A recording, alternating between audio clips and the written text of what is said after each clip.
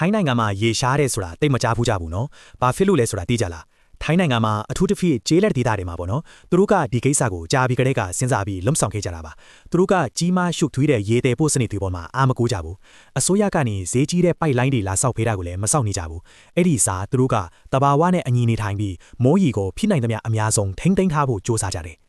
မိသားစုအများစုကသူတို့အိမ်ဝင်းထဲမှာပဲကြီးမားတဲ့မြေချင်းတစ်ခုကိုတူးကြတယ်။အဲ့ဒီချင်းရဘေးနေရန်တွေကိုအုတ်တွေကြောက်တုံးတွေနဲ့အခိုင်အမာပြုတ်လုပ်ပြီးတော့မိုးတွင်းအထူးတီးတိုင်းရေလောင်ကန်ပွင့်တွေအဖြစ်ပြောင်းလဲလိုက်ကြတယ်။ဒီရေလောင်ကန်တွေကခင်မထားလောက်အောင်ရေပမာဏအများကြီးကိုတိုးထောင်းထားနိုင်ကြတယ်။မိုးရွာတဲ့အခါရေတွေကိုမြန်မြန်ဆန်ဆန်စုဆောင်ပြီးတော့အဝတ်လျှော်တာချစ်ဖြုတ်တာအိမ်သုံးလို့အချက်တွေလို့နေစဉ်သုံးဖို့အတွက်တိုးထောင်းထားကြတယ်။တချို့မိသားစုတွေဆိုရင်ပိုပြီးတော့အစိမ့်မြင့်ကြတယ်။သူတို့ကအိမ်ဝင်းတစ်ခုလုံးကိုကွန်ကရစ်လောင်းချထားတယ်။လာပါအောင်လို့တော့မဟုတ်ဘူးနော်။မိုးရေတွေမြေကြီးထဲစိတ်ဝင်သွားအောင်လို့ပြီးတော့ရေတစ်ဆက်မှအလားအဆမထိရအောင်ရေလောင်ကန်တဲ့တိုက်ရိုက်စီးဝင်သွားအောင်လို့ပါ။နှစ်စဉ်မိုးရာဒီမစခင်မှာသူတို့ကအိမ်ဝင်းကိုတန့်ရှင်းရေးလုပ်ကြတယ်။ရေဝင်တဲ့နေရာတွေကိုစစ်ဆေးကြတယ်။ပြီးတော့အကွဲကြောင်းတွေရိုးစိမ့်မှုတွေရှိရင်လည်းပြင်ဆင်ကြတယ်။ဘယ်ရာမှအလားအဆဖြစ်ခွင့်မပြုကြဘူး။ဒီလိုမျိုးစိတ်တန်တဲ့ဆိုတော့ရေကိုအလွယ်တကူရတဲ့ဖြစ်စီတစ်ခုလို့ဘယ်တော့မှမတတ်မှတ်ကြဘူး။ကာကွယ်ဆောင်းရှောက်ရမယ်အရင်အမိတစ်ခုအဖြစ်ပဲရှုမြင်ကြတာပေါ့။ဒီလိုမျိုးရိုးရှင်းပြီးထိရောက်တဲ့စနစ်ကြောင့်ထိုင်းနိုင်ငံဟာမိုးတွင်းကာလတွေမှာရေလုံလုံလောက်တိုးထောင်ထားနိုင်ပြီးကြာရှည်တဲ့နွေရာသီတွေကိုပါတက်တောင့်တက်တာဖြတ်တန်းနိုင်ကြတာပါ